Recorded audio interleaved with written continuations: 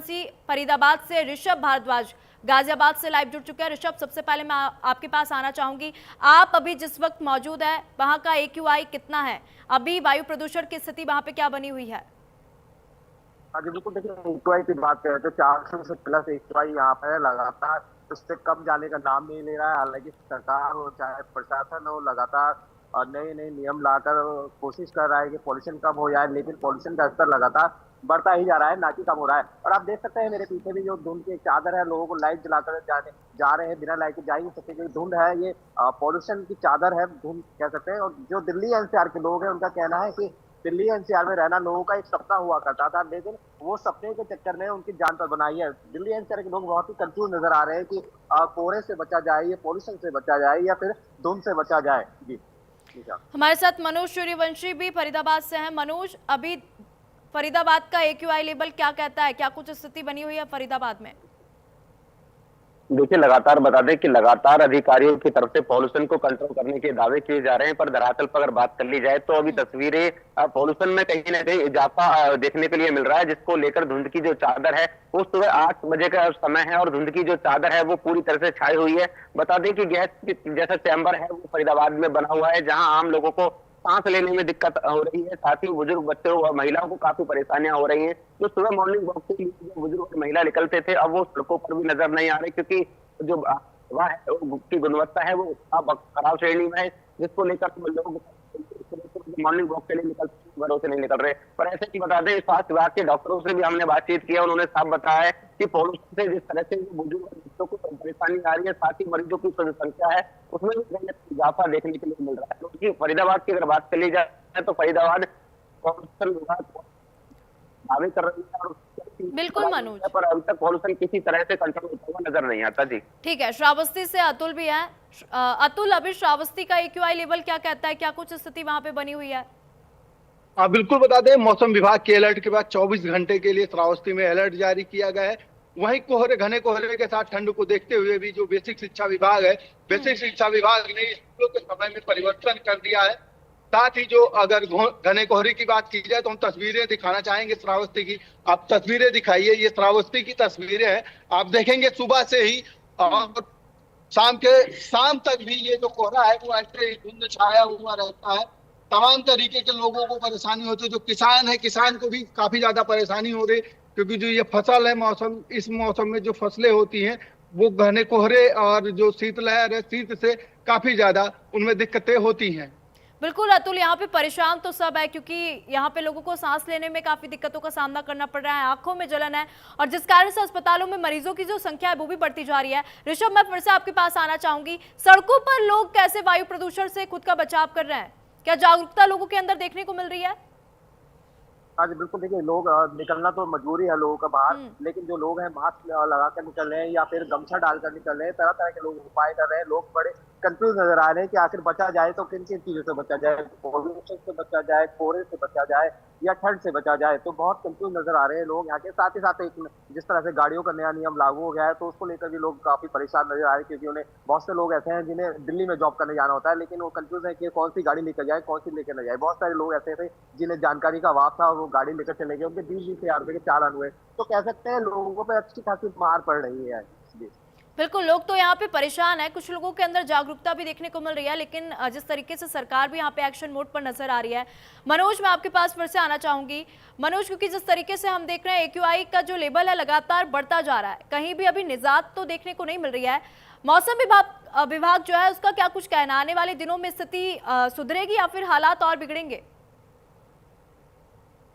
देखिए, मौसम विभाग से हमने बातचीत की है। मौसम विभाग का खास कहना है कि अगले दिनों में जो शीतलहर है वो ज्यादा बढ़ने के आसार हैं, जिसको लेकर फरीदाबाद की अगर बात कर ली जाए तो फरीदाबाद प्रशासन ने जितने भी रैन बसेरे हैं तो वहां पर हम लोग जो रात के लोग रह जाते हैं उनके लिए पूरे इंतजाम फरीदाबाद प्रशासन की तरफ से किए गए हैं। पर दरअसल पर अगर बात कर ली जाए जो पॉल्यूशन जिससे आम लोगों को सांस लेने में जो दिक्कतें हो रही है उससे जो अमिजावा कहीं ना कहीं पहनाता हुआ नजर आ रहा है, क्योंकि प्रशासन के जो दावे हैं कि पॉल्यूशन मरीजों की संख्या हॉस्पिटल की बढ़ रही है, रहते हैं जो छोटे बच्चे बिल्कुल ठीक है नजर आ रहे हैं। जी बिल्कुल मनोज, अतुल, अभी श्रावस्ती में अगर आपने लोगों से बात करने की कोशिश की हो तो सरकार जिस तरीके से एक्शन मोड पर है, सरकार सख्त नियम लेके आ रही है, क्या उनको इन नियमों के बारे में पता है? श्रावस्ती की बात की जाए तो श्रावस्ती हिमालय की तलहटी में सटा हुआ एक क्षेत्र है और यहाँ का जो AQI है वो अभी 150 है, जिसको लेकर जो प्रशासन हो पूरी तरीके से अलर्ट है। लोगों को जागरूक किया गया है, स्थानीय प्रशासन ने भी लोगों को जागरूक किया है। लोगों में जागरूकता जरूर कहीं ना कहीं दिख रही है।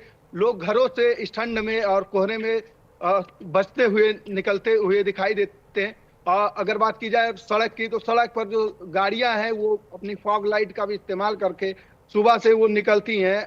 जी ऋषभ, अभी गाजियाबाद की अगर हम आज की बात कर ले तो आज गाजियाबाद का AQI लेवल कितना है? अभी बिल्कुल गाजियाबाद की बात करें तो आज AQI 427 यहाँ पर दर्ज किया गया है, जो कि गंभीर स्थिति में है। लगातार 400 से नीचे जाने का नाम ही नहीं ले रहा है। हालांकि लगातार निगम की तरफ से और प्रशासन की तरफ से पानी का छिड़काव कराया जा रहा है। तमाम जो बिल्डिंग मटेरियल होता है सड़क पर रखा होता है उसे ढकने के आदेश दिए गए हैं। पॉल्यूशन विभाग है लगातार ऐसे लोगों पर कार्रवाई कर रहा है। जो फैक्ट्रियां हैं जो पॉल्यूशन फैला रही हैं, खुले में कूड़ा जला रही है, उसके बावजूद भी जो पॉल्यूशन है कम होने का नाम नहीं रहा है। साथ ही साथ जो अस्पताल है वहाँ पे भी मरीजों की संख्या लगातार बढ़ती जा रही है। डॉक्टर भी यही अपील कर रहे हैं कि अगर जरूरी नहीं है तो घर से बाहर ना निकले। और साथ ही साथ न्यूज इंडिया भी अपने दर्शकों से अपील कर रहा है कि जो अगर जरूरी नहीं है तो बाहर ना निकले और मास्क लगाकर ही बाहर निकले। बिल्कुल, न्यूज़ इंडिया लगातार अपील कर रहा है, हमारे जो भी दर्शक देख रहे हैं, जो भी सरकार सख्त नियम लेके आ रही है उसको आप ध्यान से पढ़ें, तभी आप घर से बाहर निकले, क्योंकि ये सब आपकी सेफ्टी के लिए किया जा रहा है। लेकिन ऋषभ, यहाँ पे एक सवाल यही है, क्या इन सब नियमों के बाद भी दिल्ली का AQI कम होगा? दिल्ली और आसपास के शहरों का AQI लेवल कम होगा जिस तरीके से सरकार नियम लेके आ रही है? आपको क्या लगता है? अभी बिल्कुल देखिए, लोगों में अभी जागरूकता की कमी है। लोगों को जागरूक होना पड़ेगा। साथ ही साथ कल सुप्रीम कोर्ट ने भी कहा है कि जो दिल्ली में एमसीबी के टोल है, नो टोल है, उन्हें या तो शिफ्ट किया जाए या कुछ दिन के लिए बंद कर दिया जाए, क्योंकि एमसीबी के टोल पर बॉर्डर का ये टोल है, गाड़ियां रुकती हैं, उससे भी पॉल्यूशन होता है। तो सुप्रीम कोर्ट भी सख्त नजर आ रहा है। साथ ही साथ कहा एक ठोस प्लान बनाने की जरूरत है। इसे ये नहीं कि टेम्परेरी आपने प्लान बना दिया उससे पॉल्यूशन रुकने वाला है। जब पॉल्यूशन होता है उन्हीं दिनों याद आता है कि ये नियम बना दिया जाए या वो नियम बना दिया जाए। इस पर जरूरत है साल भर काम करने के लिए, तब जाके कहीं चले। कोहरा ज्यादा हो रहा है, आराम से चलाइए गाड़ी को, समय गाड़ी गति सीमा निर्धारित करते हुए।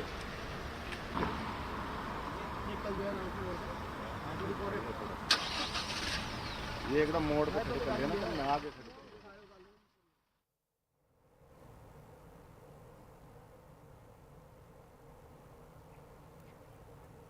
तो जिस तरीके से हम देख रहे हैं यहाँ पे लगातार पुलिस के द्वारा भी लोगों को जागरूक किया जा रहा है कि जिस तरीके से कोहरा बढ़ रहा है, दिल्ली में AQI लगातार बढ़ रहा है, दिल्ली NCR और आसपास के इलाकों की बात कर ले तो AQI लगातार बढ़ता जा रहा है। तो यहाँ पे जागरूक तो लोगों को किया जा रहा है और यहाँ पे कहीं ना कहीं लोगों को खुद जागरूक होना होगा, तभी AQI धीरे धीरे कम हो सकता है और दिल्ली वासियों को निजात मिल सकती है। मनोज, मैं फिर से आपके पास आना चाहूंगी। मनोज, क्योंकि जिस तरीके से हम देख रहे हैं, सड़कों की बात कर ले, स्कूलों की बात कर ले, दफ्तरों की बात कर ले, अस्पतालों की बात कर ले, घरों की बात कर ले, हर जगह वायु प्रदूषण का जो असर है देखने को मिल रहा है और सबसे ज्यादा एजुकेशन के ऊपर देखने को मिल रहा है। बच्चे जो है हाइब्रिड मोड पर स्कूल कर दिया गया है। बच्चों के पेरेंट्स से अगर आपने बात करने की कोशिश की हो तो उनका क्या कुछ कहना है?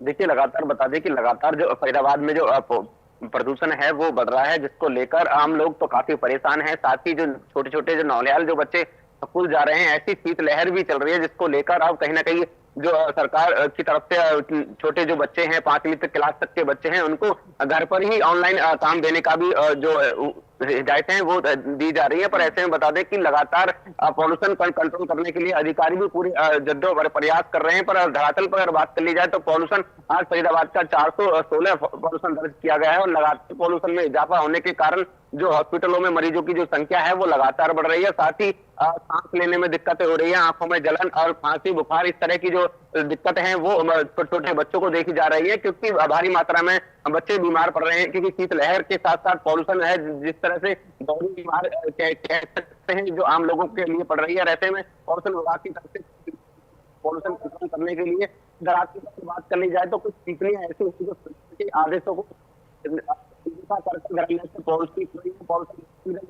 कार्रवाई करने जाते हैं तो पूर्ति की जाए तो पॉल्यूशन लगा जा सकता है। जी बिल्कुल मनोज, क्योंकि स्थिति बेहद गंभीर बनती जा रही है। श्रावस्ती में अतुल, मौसम विभाग का क्या कुछ कहना है, स्थिति आगे कैसी रहेगी? श्रावस्ती में मौसम विभाग ने अगले 24 घंटे के लिए अलर्ट जारी किया है और जिला प्रशासन ने भी लोगों को अलर्ट कर दिया है। लोग अगर कम काम न हो, घर से कम ही निकले, ये प्रशासन का दावा है। और कहीं ना कहीं जो आरटीओ विभाग है उसने भी रिफ्लेक्टर लगा के लोगों में जागरूकताएं भी फैलाई है कि जो सड़कें हैं सड़कों पर वो निकलना कम करें और इसी तरीके से जो अपना हेडलाइट है, फॉग लाइट है, वो फॉग लाइट चलाकर ही चले। और वहीं बेसिक शिक्षा विभाग ने भी अलर्ट जारी किया है। कक्षा 1 से कक्षा 8 तक के स्कूलों के समय में बदलाव किया गया है। जो स्कूल सुबह 8 से शाम के दोपहर के 2 बजे तक लग रहे थे, उनके समय में बदलाव करते हुए बेसिक शिक्षा विभाग ने और सुबह 10 बजे से दोपहर के 3 बजे तक उनके समय सारणी में बदलाव किया है, जिसको लेकर कहीं ना कहीं जो पेरेंट है और जो स्कूली छात्र है उनमें भी जो खुशी का माहौल देखने को मिल रहा है। क्योंकि ये जो फॉग अलर्ट है और जो शीतलहर है, इसको देखते हुए कहीं ना कहीं जो बच्चे हैं और उनके जो पेरेंट हैं वो भी काफी ज्यादा भावुक हो चुके थे उस दौरान, क्योंकि ठंडी भी काफी ज्यादा बढ़ रही थी और जो हॉस्पिटल में भी मरीजों की संख्या लगातार बढ़ती जा रही थी। बिल्कुल हमारे साथ ऋषभ भी बने हुए हैं गाजियाबाद से। ऋषभ, क्योंकि जिस तरीके से हम देख रहे हैं स्थिति तो बेहद खराब बनती जा रही है और दिल्ली पूरी तरह से अगर देखा जाए तो गैस चैम्बर बन चुकी है, दिल्ली की हवा जहरीली हो चुकी है। गाजियाबाद की अगर हम बात कर ले तो वहाँ पे भी जिस तरीके से आपने बताया कि AQI लेवल लगातार बढ़ता जा रहा है, लोगों को सांस लेने में काफ़ी दिक्कतों का सामना करना पड़ रहा है। अब आगे क्या कुछ होगा, सरकार क्या कुछ एक्शन लेगी?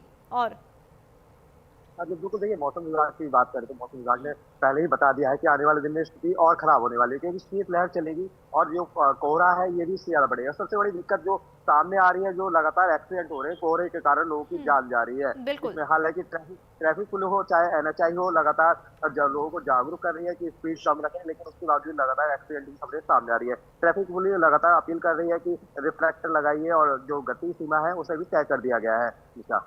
बिल्कुल मनोज, अगर फरीदाबाद की बात कर ले तो आपके हिसाब से अभी पॉल्यूशन का वहां पे मुख्य कारण क्या है, आपको क्या दिखता है?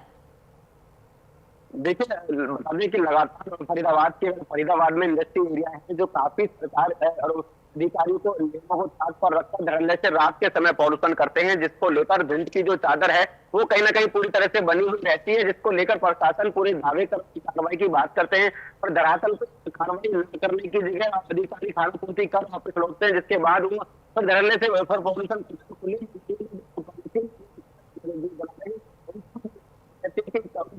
की जाएगी। पर अभी तक की नहीं गई, अगर लगातार कार्रवाई की जाए तो कुछ हद तक पाएगा। ठीक है मनोज, बिल्कुल अतुल, क्योंकि जिस तरीके से हम देख रहे हैं स्थिति बेहद खराब होती जा रही है। अगर श्रावस्ती की बात कर ले तो वहां पर किस तरीके से लोग सड़कों पर खुद का बचाव कर रहे हैं पॉल्यूशन से, कैसा नजारा वहां पे देखने को मिलता है? क्योंकि सड़कों पर लोग निकल रहे हैं तो मास्क लगा, हेलमेट लगा कर ही इस तरीके से निकल रहे हैं। फॉग लाइट का भी श्रावस्ती इस्तेमाल कर रहे हैं और जो सड़कें जो श्रावस्ती में सक्रिय भी होते हैं, जो है साथ साथ में स्टेट हाईवे है, इस पर भी जो ट्रक्स हैं वो अपनी हेडलाइट चलाकर ही निकल रहे हैं। और जो बाइक चालक है वो अपनी स्टार्ट लाइट का इस्तेमाल कर रहे हैं। लोग ठंड से बचाव करते हुए काफी ज्यादा दिखाई दे रहे हैं, वहीं फॉग से भी बचते हुए दिखाई दे रहे हैं। बिल्कुल, यहाँ पे क्योंकि जिस तरीके से हम देखते हैं कोहरा